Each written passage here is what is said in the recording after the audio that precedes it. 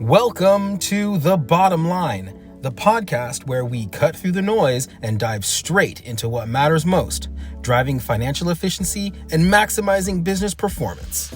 Brought to you by SIB, the nation's leading cost reduction firm, we're here to help CFOs, controllers, procurement managers, and financial decision makers uncover strategies to improve their bottom line without sacrificing quality or service. Each episode will bring you insights from industry leaders, real-world success stories, and actionable tips to help you identify savings opportunities, optimize expenses, and stay ahead in today's competitive landscape. This is the podcast for you. Let's get started because improving your bottom line starts with the bottom line. This is the Bottom Line Podcast. My name is Ben Daniels. Hi, everybody. Yoni Mazor here. Pleasure to be here. So we wanted to also take a moment and really kind of emphasize the goal of the podcast. And as Yoni said, the goal really here is to deep dive into specific topics that hit on efficiency, that hit on cost reduction, that hit on a number of different things in the market that can affect your profitability. We'll have subject matter experts, and we're excited to be able to bring internal SMEs as well as external subject matter experts to be able to talk to us and shed some light on best practices. Today, this is really just kind of us dipping our toe in, and there was something that came out of a conversation that I had with one of our salespeople here, one of our executives, and he said, it was interesting. I was talking to a client, and one of the things that came up in our conversation was that they're not very big, and finding savings and being efficient with how they spend their money with their vendors can be a bit of a struggle at times, since they don't have the opportunity to benefit from economies of scale. And this specific executive said, well, I mean, that's what SIB does. That's what we are. We are your economy of scale. And it's really interesting because that rings true, especially when you look at how we help our clients. And there are a number of ways, but there was one specific to this particular conversation. It's because we have this benchmarking data, this rich database of like 20 plus years of experience in multiple markets across industries. And that data helps us understand the best price at the best time for the best services. And so we may not be this massive company that benefits from this buying power, but we still operate as an economy of scale because we have the data as well as the expertise to kind of back up being able to get these best prices. We'll negotiate it as if we were this really, really massive company that had this, very large spending power. Really kind of an interesting concept. Yeah, definitely. So, I guess the essence here, if you're an organization and you really want to drive the cost down and you're passionate about driving the cost down and really enhance the bottom line and your profit, but you don't know how to do it, or you're thinking, hey, I'm too small, I have no ability to get a discount or a lower cost as if I were bigger or I had economy of scale.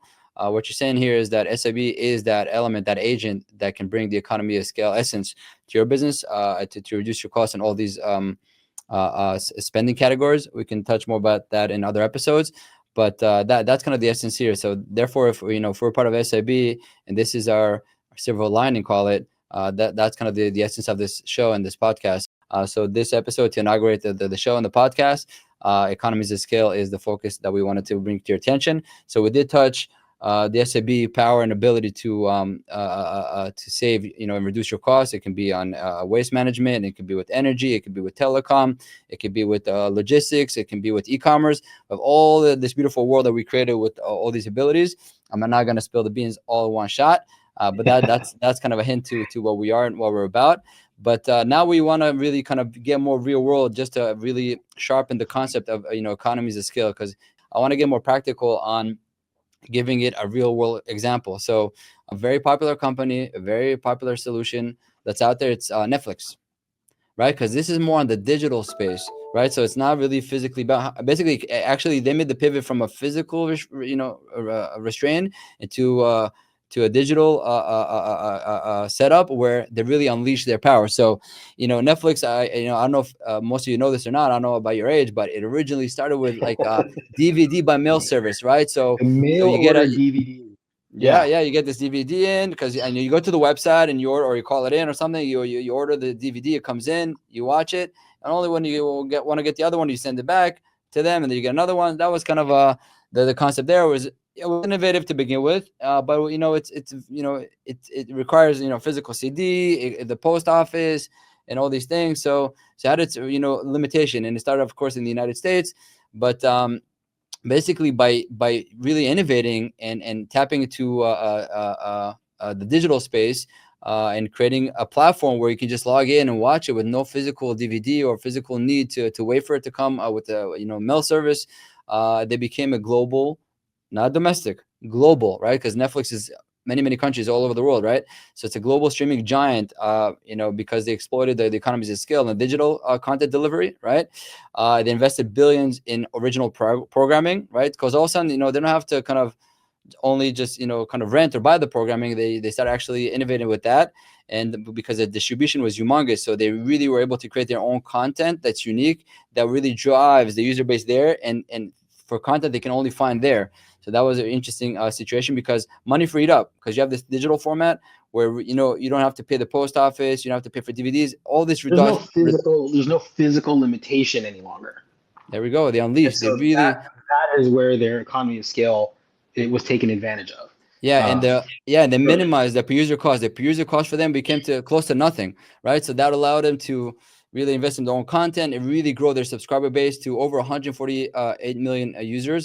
Today, this is as per 2019. It's a little outdated, so I would say it's already, I think, crossing around the 200 million, as opposed to maybe a couple 100,000 or a couple million, at their peak when they were just a DVD mail-in service, right? So the vast content library, the digital storage, all these capabilities in the backend systems. I don't know if you guys know this, but Netflix runs on AWS, Amazon Web Services, right? So it's basically cloud services. So hand in hand, when cloud services became a thing, they're able to tap into that economy of scale where you can have a huge content library and you press it, it just works. It just works. And what's enabling it to work in real time and streaming is that cloud that Amazon built.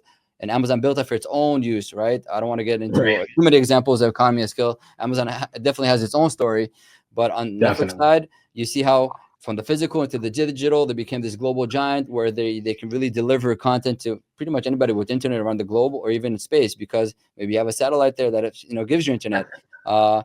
Because or you've taken an airplane flight. So you see how it's all interconnected, where companies that innovate and tap into economies of scale, they create beautiful things for us to enjoy. But now Ben is going to take it over and really bring us back to the corporate world. So share with us a little bit about the difference between a GPO and what SIB does. Yeah, so we've talked about economies of scale. We've talked about how SIB can come in and act as an economy of scale for an individual client. And there's another example of another organization or type of organization that can be beneficial, very similar to SIB, and that's a group purchasing organization. And so that's any organization that leverages uh, a large number of sort of members to purchase products, goods and services at scale. And the more we buy, the cheaper each individual piece becomes. And so you don't have to be a large company. You are one of many companies that works with this organization. And so SIB is very similar to a GPO, but we aren't one, because really we are a service-based company that delivers cost efficiencies specifically through our data and our negotiations. And so GPOs are fine. We think GPOs are a great way for you to get the best possible price.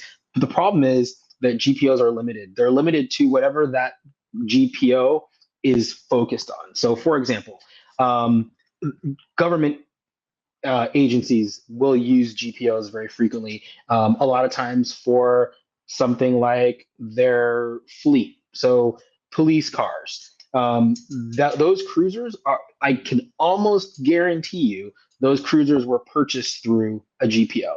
They get preferred pricing, the best possible price, because they're not the only, that one city is not the only city buying that cruiser, which is why the same police cars are on the street across the United States, for example, Mhm. because they were most likely purchased through a group purchasing organization. Whereas SIB comes in and we look at service levels of, let's just say, telecom, for example.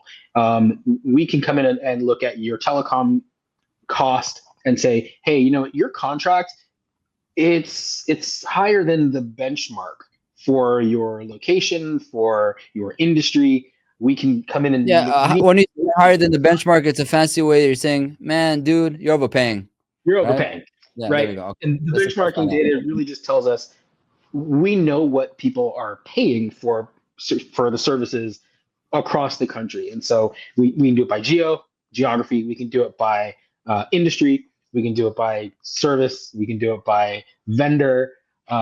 And So let me so let me ask you that this. data, Let me sharpen the tool here. Let me sharpen the tool. yes, So yes, because this please. benchmarking and all the data that we have, some of that data will actually feature or include GPOs, a group purchasing organization, what they're paying. In our data, we'll see it. Therefore, we'll be Yes, able to not only match that, but even beat that, because we see that other groups or GPOs or businesses or whatever are actually getting lower rates. That's the power of data and having this data lake and benchmarking and analytics, so you can get the best of all the worlds.